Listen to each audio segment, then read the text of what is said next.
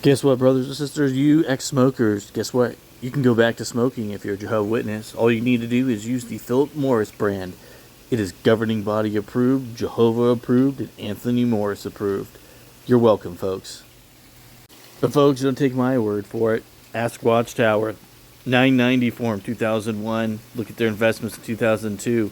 That's right. Look there, right there in front of you guys. Thank you, Philip Morris.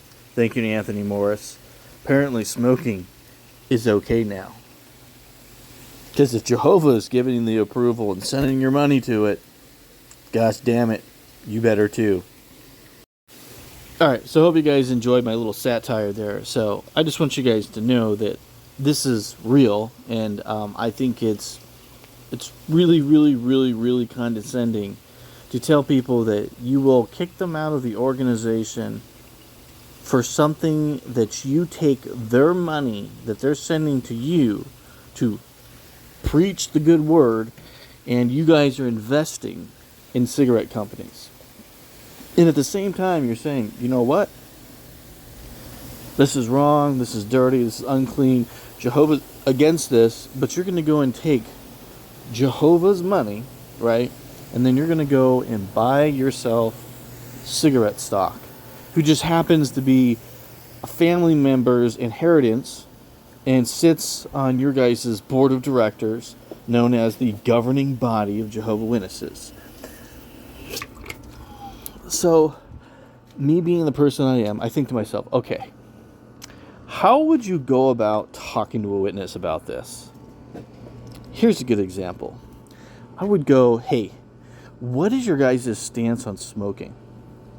Oh, let them give their little speech. Yeah, we're against it. We know it's dirty. It's not a good habit. You know, Jehovah says we shouldn't be doing it.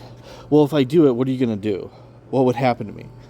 Well, you know, we tell you you shouldn't be doing it. If you continue to do it in defiance, then we're going to disfellowship you. Okay, that's fair. Makes sense, right? Then ask him, well, if you have this perspective and this viewpoint, is it actually the viewpoint of the governing body and witnesses, or is this just your personal opinion? Because the reason I'm asking you this is because I went and looked at your guys' online investments for Watchtower, because you guys are a non-profit, and I looked at the 990 form, and I see that you guys have Anthony Morris cigarettes.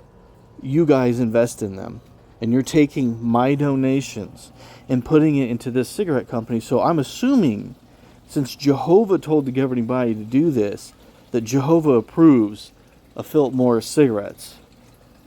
How can you tell me that Jehovah doesn't approve of these cigarettes when Jehovah told the governing body to invest in this one particular cigarette company?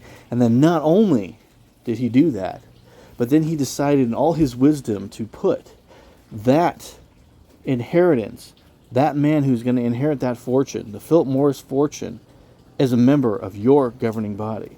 And you're going to sit here and tell me that Jehovah doesn't want me to smoke Philip Morris cigarettes? Can you explain to me why that is? Because your opinion doesn't matter. Jehovah's does, right? So is Jehovah approving of cigarettes or not? Because the governing body is telling me the exact opposite of what you're telling me. Can you explain that to me, please?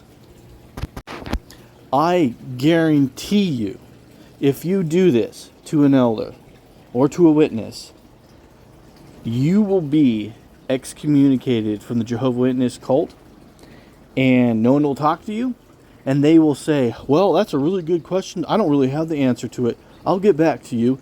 They will never get back to you.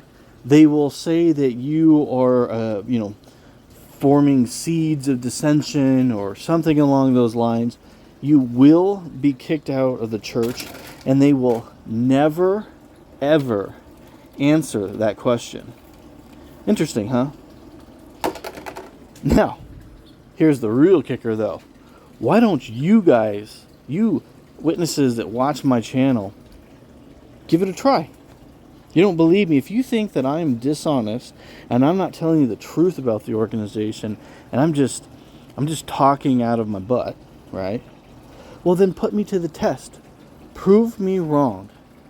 Use that faith that you have in Jehovah and go and do it. Because if you can't do it, if you're afraid to go and do this, then that means in your heart, you know that I'm telling you the truth and that you know there's something wrong. So with that being said, I dare you to do this. Find out what happens.